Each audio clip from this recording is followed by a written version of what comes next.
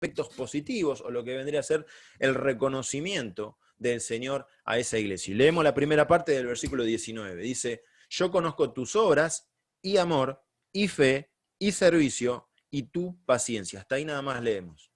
Esa manera de agregar esa conjunción y tan repetidamente y parecería como que ya redundante.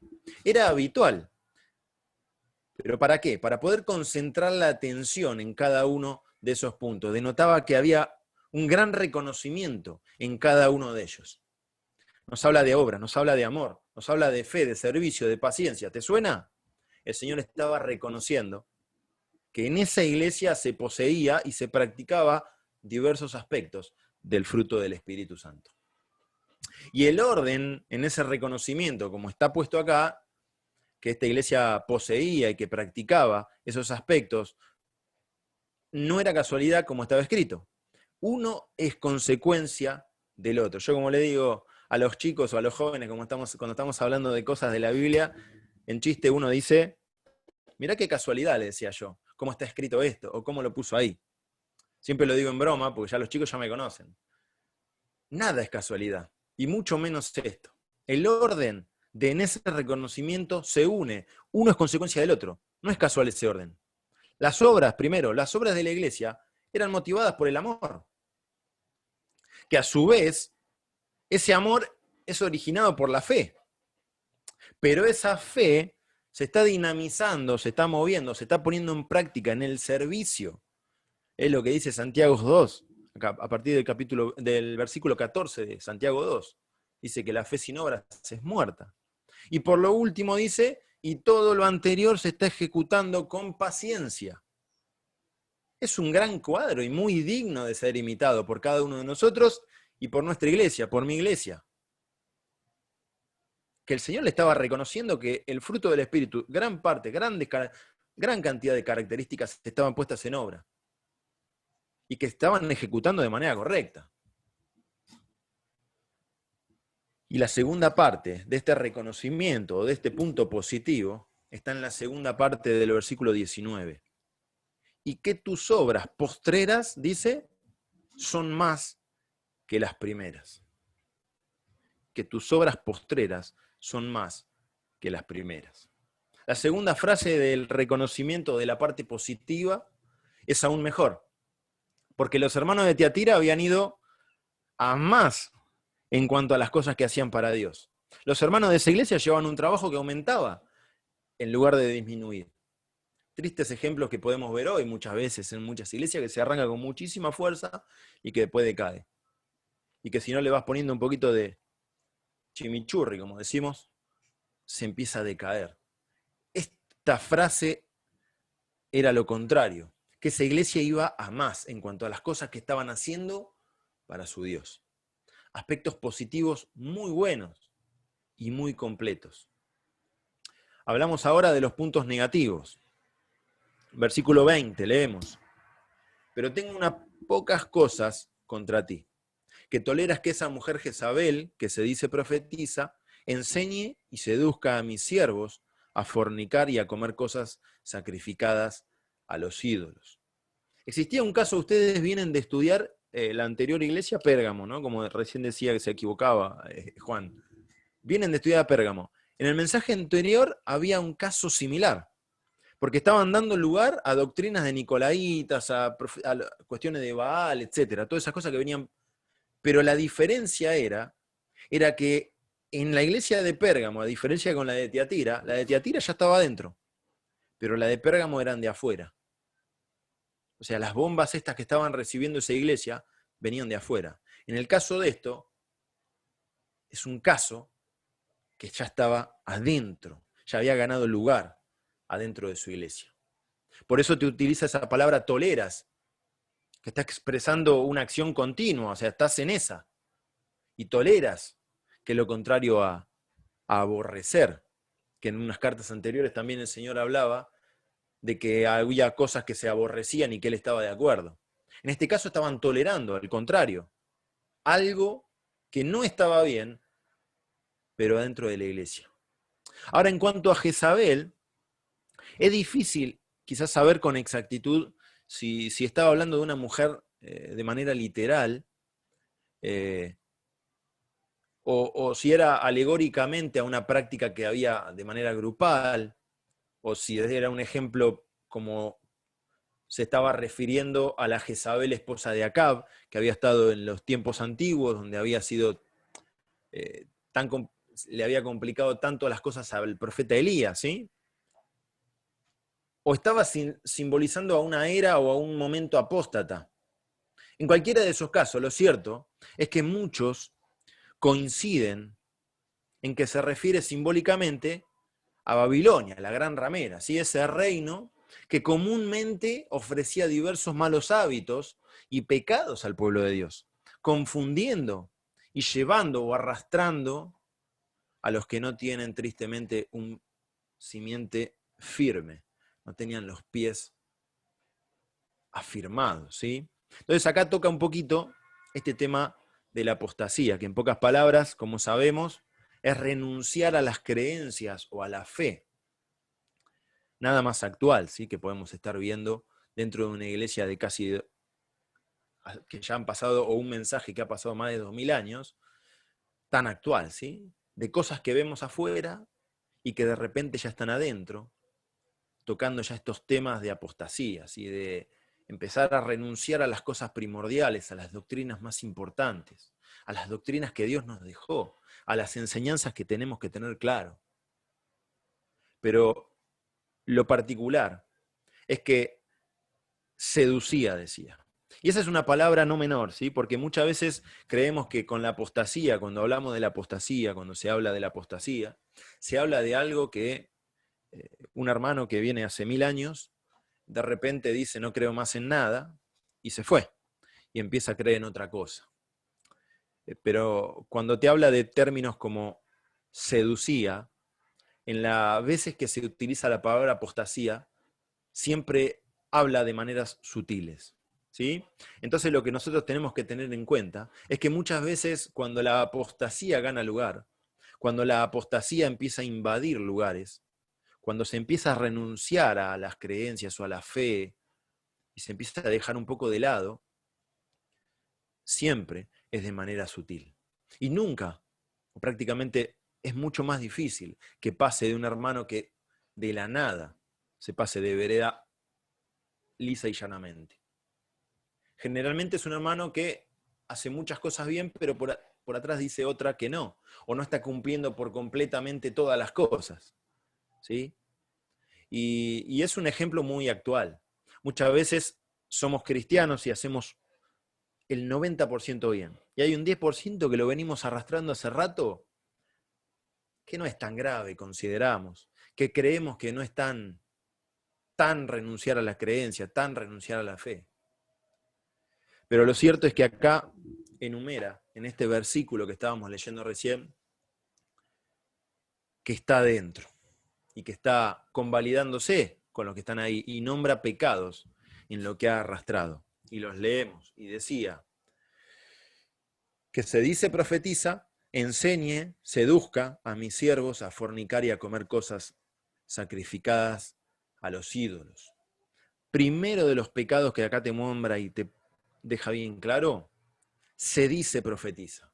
Acá hay una autoproclamación de profeta, diciendo traer el mensaje de Dios, diciendo traer un mensaje nuevo, diciendo ser un emisario de Dios con una nueva verdad, está hablando de una falta de reconocimiento. Nosotros, los hermanos libres, en las doctrinas que nosotros tenemos, sabemos que los hermanos que están al frente están reconocidos.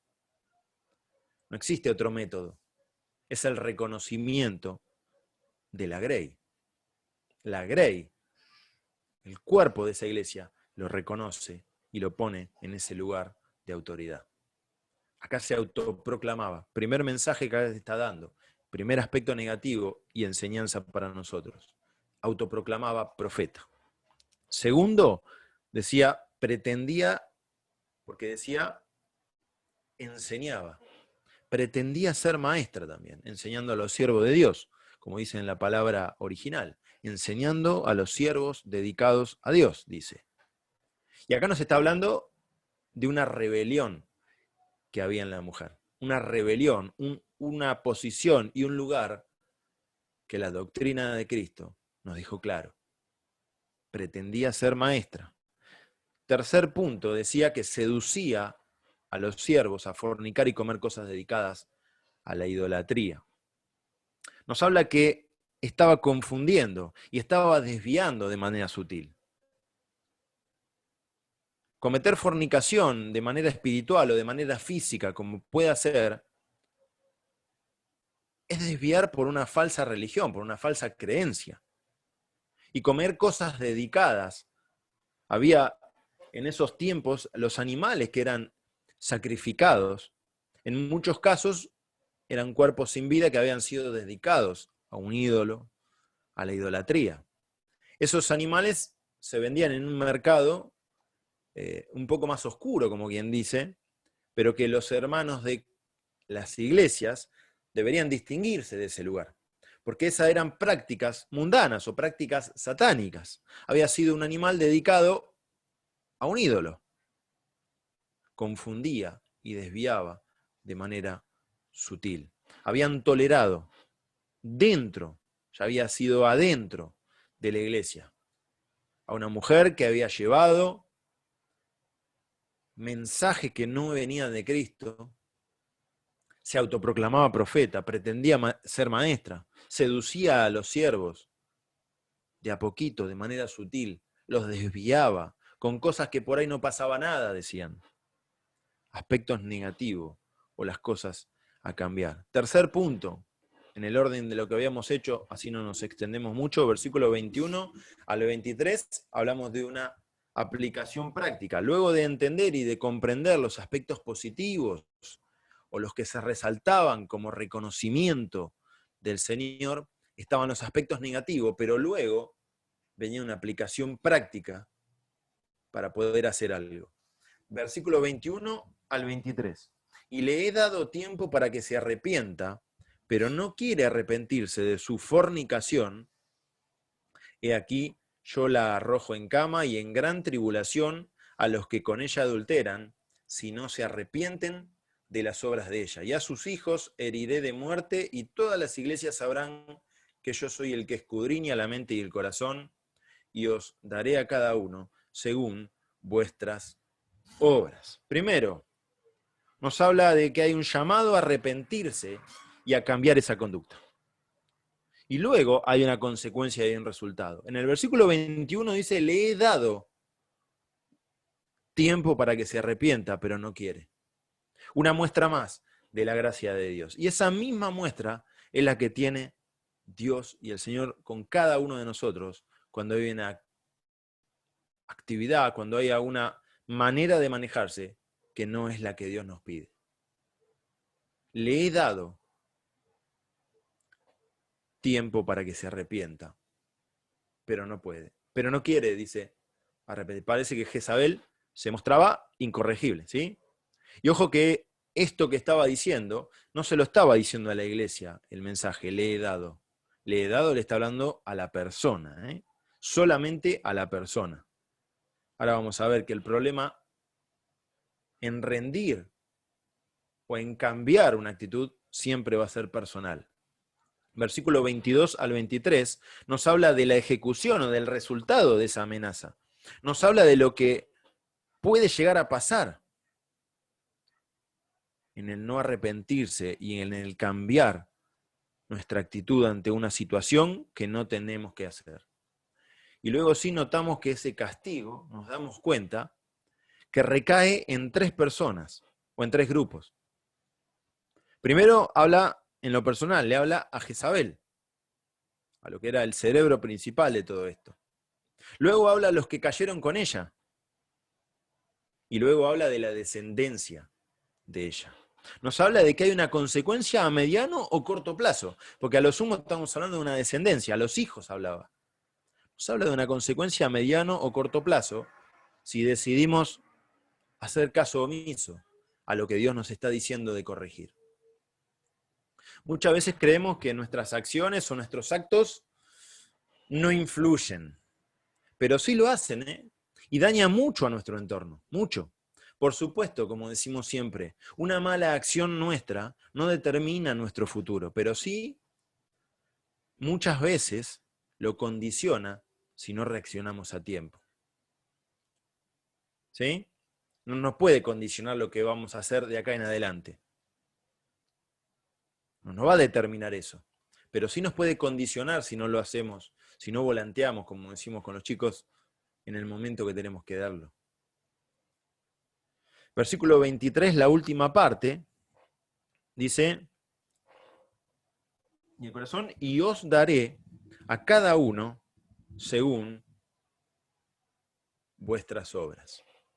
Por último dice, y daré a cada uno según su obra.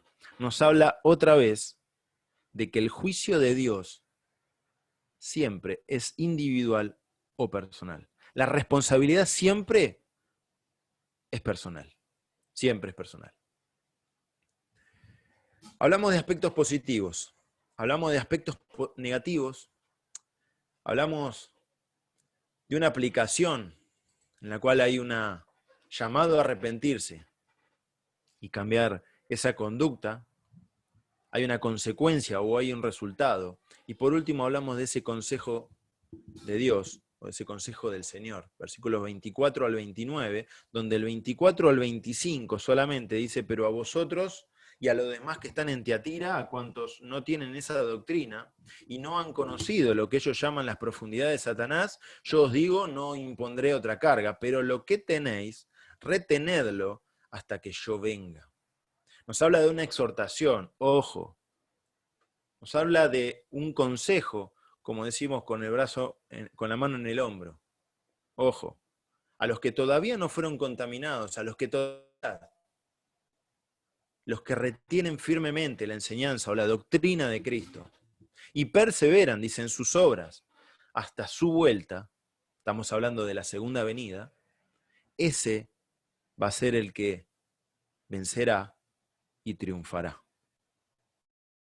Luego sí viene una promesa. Desde el versículo 26, al que venciere y guardare mis obras hasta el fin, otra vez está hablando de los tiempos finales, ¿sí?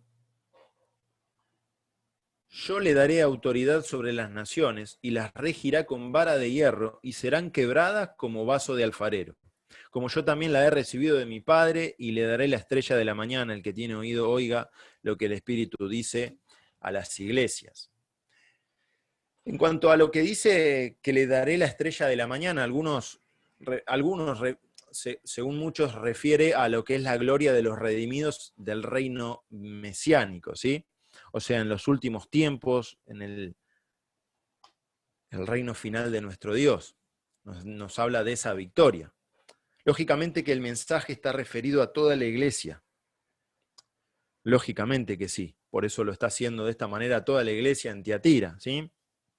Pero como te decía al principio, hay algunas cosas que te marcan de que esa iglesia tenía problemas que eran graves, ¿sí? Porque, por ejemplo, el oír, el que tiene oído, oiga lo que el Espíritu dice a las iglesias, cierra igual a que en las otras tres cartas que ya leyeron o ya estudiaron, los tres mensajes anteriores, pero con la diferencia que acá lo dice luego de la promesa a los vencedores. Quizá porque la situación de esa iglesia, como te digo, era verdaderamente muy mala. Y solo lo que no habían sido afectados, como decía el versículo anterior, por Jezabel y las doctrinas que estaba enseñando, serían también, quizá, los únicos que estaban prestando atención a este mensaje que estaba llegando. De manera que, al igual que en todas las iglesias, o en todos los mensajes, estamos encontrando oportunidades de poder cambiar y de rectificar nuestro camino. En la iglesia en Tiatira es muy imitable en un montón de aspectos, ¿sí? Es muy bueno, es un cuadro muy imitable, muy digno de imitar en cada una de nuestras iglesias y en lo personal. Sin embargo, había algo en lo cual se le reprochaba, ¿sí? La tolerancia moral que estaba teniendo y la falta de ese celo espiritual o ese celo doctrinal, ¿sí? Quizá era algo liviana, ¿no? Dio cabida en su seno, dentro de la iglesia, a ciertos errores teológicos o a falsas enseñanzas, o a doctrinas, o a idolatría, como le estaba haciendo llevar a los siervos, como decíamos recién. Y todo esto desembocó en esas prácticas repudiables que podíamos ver en este mensaje del Señor. Se puede estudiar muy profundamente cada una de estas cosas. Yo no quise ser muy extenso, pero sí poder tener un buen paneo de todo lo que englobaba este mensaje, ¿sí? El Señor hace un llamado al arrepentimiento de esa confusión y advierte de ese juicio que podía venir contra ellos. Y eso es prácticamente lo que le pasa a todas las iglesias, salvo en Esmirna, que no tiene esa exhortación, ¿sí? El mensaje de esta iglesia puntual en Tiatira era un claro ejemplo a mantener esa limpieza doctrinal, ¿sí? Como también a la fidelidad de Dios, sin ninguna cosa rara, como podemos decir, ¿sí? Y no solo en el orden eclesial dentro de la iglesia o de funcionamiento, sino también en lo personal. Seamos, en resumen, tenemos que ser conscientes del papel que tenemos cada uno de nosotros en cada una de nuestras iglesias, ¿sí? Sepamos cuándo hay que poner un alto para sostener lo más fiel, o las doctrinas que nos dejó el Señor en su palabra, ¿sí? Tenemos ser, o sabemos que somos responsables por todo, ¿sí? Y cada uno de nosotros por lo que hacemos y por lo que no hacemos. Pero lo bueno también está resaltado, que las cosas buenas, enfatizar, y la oportunidad que Dios nos da para poder mejorar y corregir las cosas que no tenemos claro, que no estamos encaminados de manera correcta. Como te decía, había un problema en Pérgamo, pero estaba afuera. En Tiatira ya estaba adentro. Y eso es lo que nosotros, o cada uno de nosotros, en cada una de nuestras responsabilidades, velar para que eso no pase. Y que esa negociación que muchas veces los más grandes nos dicen que tienen que hacer con los más jóvenes, en algunos casos, estar atentos para poder así hacerlo de la manera que Dios nos pide, apoyados por su palabra. Que el Señor los bendiga a cada uno de ustedes.